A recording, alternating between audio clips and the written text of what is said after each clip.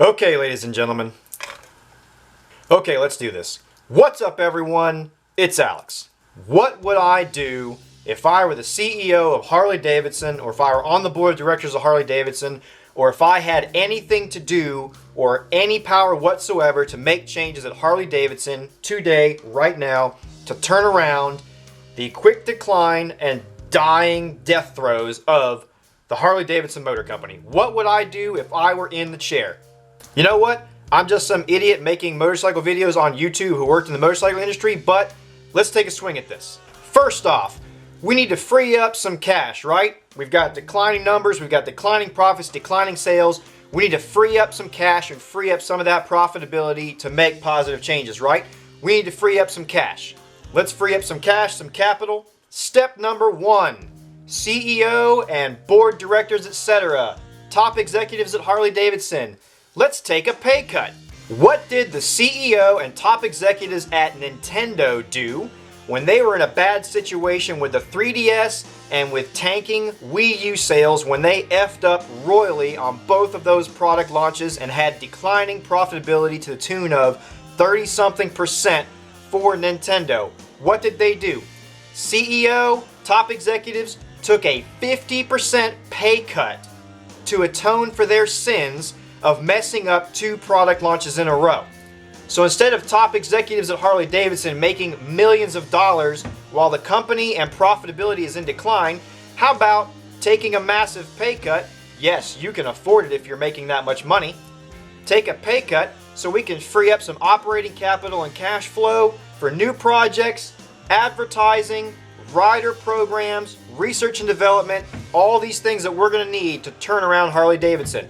Step number one, executives, CEO, voluntarily take a massive pay cut to free up some money to work with. If you're not willing to do that and you're a top executive at a motorcycle company, which is a enthusiast-driven industry, if you are working as an executive for a motorcycle, a fun company, and you don't have the passion and the willingness and the want to take a pay cut to make the company better and help it to survive and make it what it needs to be again, then get out of the industry. What are you doing?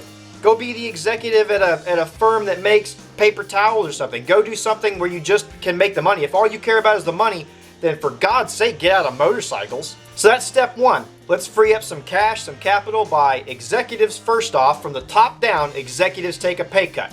Next, after the executives take a pay cut and lead by example, let's ask some mid-level people in the company and some factory workers to take a pay cut, because I would bet you that a lot of people at multiple levels of a company like that are making a little bit too much money. Hey, we've got a 6-month to a year plan to improve the company. If you guys believe in the company, you like working here, you like making motorcycles, you love Harley-Davidson, you bleed orange and black, we're going to start at the top. Executives are going to take a massive pay cut. We're going to work our way down. Everybody else is going to take a little bit of a pay cut until we get this thing turned around, okay? Don't like it, not on board, don't believe in the company, there's the door. Time to get out. Now that we've done all that and we've freed up some money, next let's work on paying off some debt. Let's work on some leveraged stuff. Let's get rid of some debt load, okay? Company that size, gonna have some debt load. Probably have a lot of money sitting out there on the street in financed motorcycles. Probably have a lot of debt in other areas. Let's clean up a little bit of that so we're paying less interest on our debt loads. Get that taken care of. Someone in your financial division can work that out. Let's get rid of a little bit of debt load so we're also a little bit more freed up to spend our money on constructive things. Next, let's make a good motorcycle under $10,000. Damn it. I'm not talking about the Street Series. If you have a Street, if you love the Street, I'm sorry, I apologize. It's okay, but that was not the motorcycle that Harley-Davidson needed to save it, okay? We need to make a smaller, easy to ride, easy to handle, easy to get into, affordable Harley-Davidson with high build quality, okay?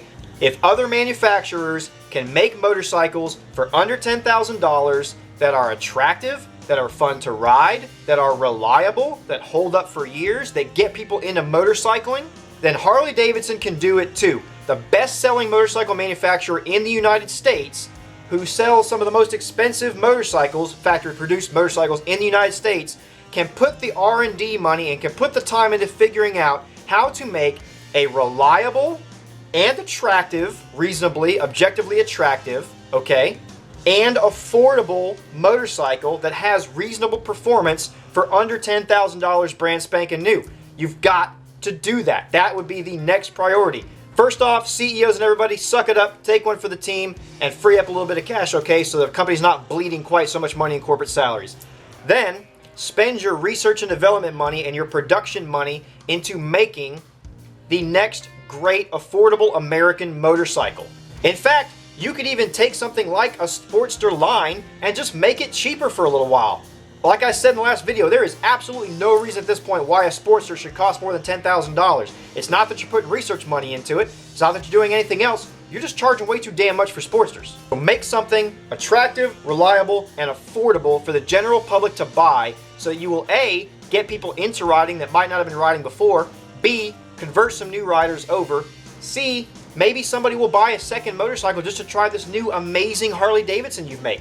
Make a Harley-Davidson that has the mindset of what Yamaha went for with the FZ09/MT09, FZ07, MT07 series, like the Royal Enfield 650s are going for. Make a motorcycle that's affordable, that has massive appeal like that, okay? That's your next step. Next, let's put some time, energy, and resources into improving our existing lines and making our current Harley-Davidson customers happy and keeping them happy in the long run, because these are the people that have kept you alive for decades. Let's keep them riding Harley-Davidsons and keep them happy, okay? There's no reason why someone should go spend $30,000 for a Harley-Davidson touring bike that is only just slightly, marginally better and improved from the last 20 years of Harley-Davidson touring bikes. Yes, I know. In more recent years, Harley-Davidson has done a few design tweaks here and there. They went to liquid-cooled heads on some stuff. They've upgraded bikes and done better nav and better infotainment centers on stuff. They've made the motors a little bit bigger here and there. They've done some other things. They've changed styling. But really, when you boil it all down to it, they've been making almost the same damn Street Glide since it came out with very minor improvements and adjustments. Ultra Classic, Road Glide, all of your big Harley-Davidson touring bikes that have been their bread and butter for more than a decade now and have made them most of their money with your hardcore, big enthusiast touring Harley riders, you only get a slightly marginally better bike every couple of years, okay? How about we sit down and do a complete redesign? We know you guys can make good stuff. We know you guys can make stuff with performance. We know you guys can make lighter stuff. We've seen you do it in other lines. It's time to stop being greedy and relying on the same basic design to sell a new motorcycle every 2 years when someone wants to trade up to get a couple more cubic inches out of the motor or something like that, or a slightly better sound system or something, or a different crazy cool CVO color or something like that. How about we do a ground up complete redesign on some big key flagship Harley-Davidsons that are actually exciting, maybe are more reliable with lower maintenance costs. And yes, I know I have seen people that ride their Harley-Davidsons for 100,000 miles, etc. But be realistic, especially if you have your bike worked on at a dealer. It is not cheap to maintain your Harley-Davidson, okay? It's not like maintaining your average metric motorcycle or something like that as far as maintenance costs go. This is objectively speaking, not hating, just saying. So let's take some of our flagship models and let's just do completely new stuff. Give someone a reason to get excited about buying a new Harley-Davidson again if you want to turn all of this around. So we'll have something for the new riders, the inexperienced riders, the budget-oriented, and the people that want smaller, lighter, cheaper bikes. And then we'll have something crazy, cool, and exciting for the people on the other hand like this. And I'm not talking about just make an even bigger pushrod V-twin motor. I'm talking about do something different. Do a different motor design. Do something else. For God's sake, let's make a big touring bike and let's put a 4-cylinder in or do something else crazy like that. I know the big pushrod thumping V-twin and the sound and everything, that is your thing. That is what Harley has been known for. Guess what? What Harley has been known for is not working anymore right now. Selling $20-something thousand motorcycles and doing almost the same thing every couple of years and relying on high interest rates, high-priced motorcycles, and $60 t-shirts is no longer working. It's time to think outside the box, be creative, be an enthusiast. Remember why you are in motorcycling to begin with. If you are in the motorcycle industry and you are not there because you love motorcycles and you're enthusiastic about it and you want to make everything better and help as many people as possible, man, that was tragic, and help as many people as possible enjoy the sport and the life of motorcycling, get the F out. Then once all of that's done, let's try a marketing campaign that actually works to tell the motorcycling world about all of these amazing changes we have made at Harley-Davidson. I bet you just the news and the press that Harley executives and top level people have been willing to take a massive pay cut to save the company and to help the motorcycling world fall in love with Harley-Davidson again probably will get you a lot of positive attention from the motorcycling world. That will be a massive step. Next, you get the word out, let different news outlets, online, everybody else, release the story that Harley-Davidson for 2021, 2022, whenever you want to do it, is releasing a motorcycle for the everyday person, is releasing a motorcycle that's a champion of the American people or a champion of people around the world again for less than $10,000. It's affordable, it looks good, it's got good performance. Get that word out there. I bet you're probably going to gain some traction there. And then do a massive marketing campaign for your current riders, which you can do through all of your hog groups and everything like that. Make it known that you want to take care of the core customer group that has kept you alive and taken care of you for decades by putting out these amazing new line of completely redesigned new motors, better reliability, better handling, better everything without charging $40,000 for it. I bet you will see a lot of trade-ins and people wanting to experience this brand new era of Harley-Davidson.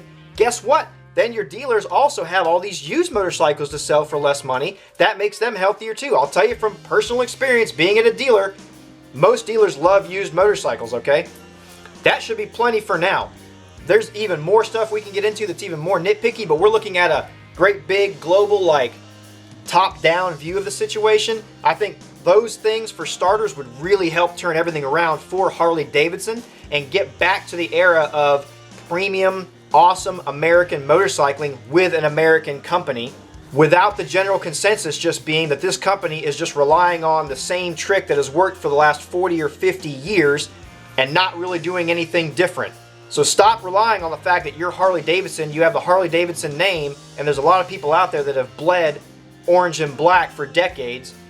Those days are coming to an end, okay? You're gonna have to do some things and make some sacrifices to get people back on board and get people back in love with Harley-Davidson so you can build that lifestyle and community again. I know there's still a lot of people out there that love Harley-Davidson. I am not hating on it. Once again, just like the last video, I want Harley to do better, and I think these things will help. Take some cues from Nintendo and responsible companies like that. CEOs, top-level executives, take a pay cut to free up some money. Then ask some of the people under you to take a pay cut to free up some money. Then put the money into constructive things. Make an exciting, affordable motorcycle for the masses. Make some more exciting, redesigned, actual improvements on existing stuff and good stuff for your already enthusiasts. Make an exciting, badass touring machine. Make another badass custom. Do something else like that. But you have to make the sacrifices in order to turn things around when they're this bad. And you need to be honest with people and your investors and everyone else. Be transparent and open and honest about the financial health of the company, and then just start from the ground up and make it better. Probably no one at Harley will ever hear this. Maybe you guys all disagree with me, but the question was posed. Someone in the comments said I should do a video on what would I do if I were put in that CEO's chair. If I'm a Harley-Davidson CEO and I'm making millions of dollars and I'm doing it for the right reasons, which is because I love the company and I love motorcycling, then I'm going to be willing to make the sacrifice and take the pay cut to start the trend in the right direction and then put those dollars into things to try to turn the company around. It's going to be a long road. It's not going to be easy. It may not even be successful, but at least you tried, okay? At least you tried. That's it, guys. I'm done yelling. I'm Alex. Peace.